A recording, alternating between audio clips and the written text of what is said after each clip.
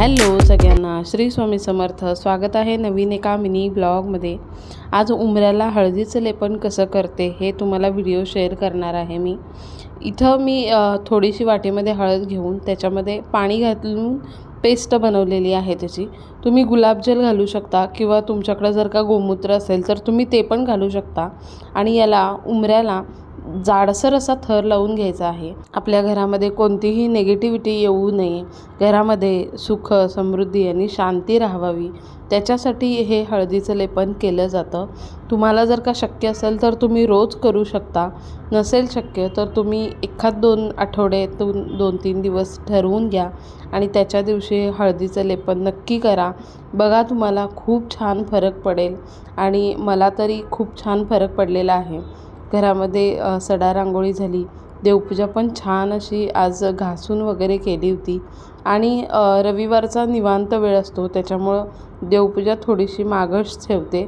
आणि रविवार असल्यामुळे आज मुलींना प्रॉमिस केलं होतं की त्यांना कुठंतरी बाहेर फिरायला घेऊन जाईन. आणि तुम्ही एक नोटीस केलं असेल तर आज आमच्या तिघींची हेअरस्टाईल एकसारखी आहे.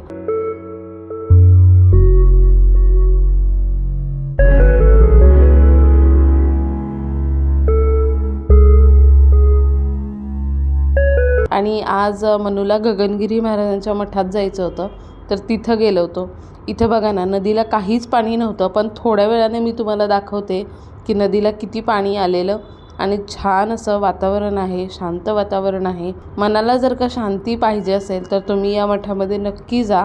आणि चला तर मग मठ बघूया कसा आहे. मनूला अध्यात्माचं वेड आहे, तिला खूप आवडतं आणि तिचं बघून गार्गीही शिकती आहे.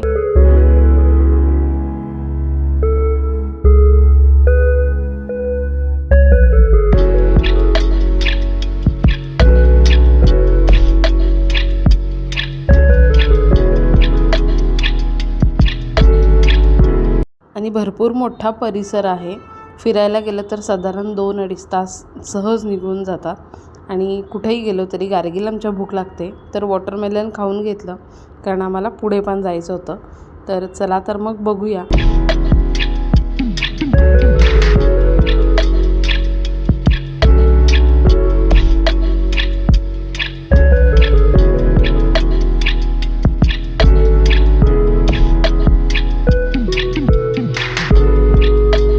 जरा पुढं गेल्यानंतर इथं वानरसेना बसली होती आणि गार्गीला अजिबात भीती वाटत नव्हती. ती जात होती, तिला माहिती होतं की पकडतात, तरी पण ती धाडस करत होती. आणि मनू अजिबात हलत नव्हती, मनू खूप घाबरलेली.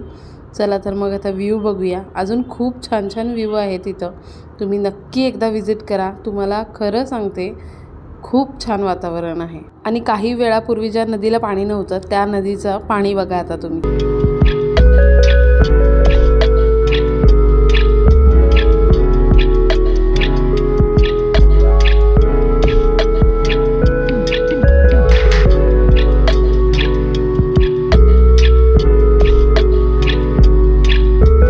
गगनगिरी महाराजांच्या मंदिराच्या बाहेर थोडाच वॉकिंग डिस्टन्स आहे.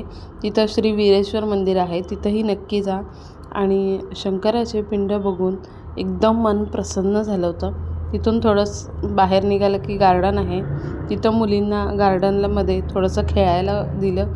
आणि असा रविवारचा दिवस त्यांच्यासाठी एन्जॉय केला.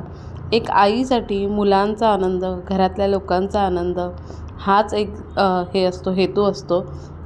आणि ते जर का समाधानी असतील तर आपण पण समाधानी असतो. आणि घरी आल्यानंतर 7 वाजले होते घरी यायला. मग छान दिवाबत्ती केला. संध्याकाळचं हे माझं घरातलं वातावरण मला खूप छान आवडतं. घरी येताना आज जपाची माळ आणलेली आणि एक तुळशीची माळ आणलेली, कारण एक्स्ट्रा एक असावी म्हणून. आणि त्याला छान अशी पूजा वगैरे केली. आणि एक नियम केलेला आहे मी, तुम्हाला लवकरच मी तुमच्यासोबत शेअर करेन काय आहे नियम, कसा आहे रिझल्ट, ते पण मी तुम्हाला नक्की सांगेन.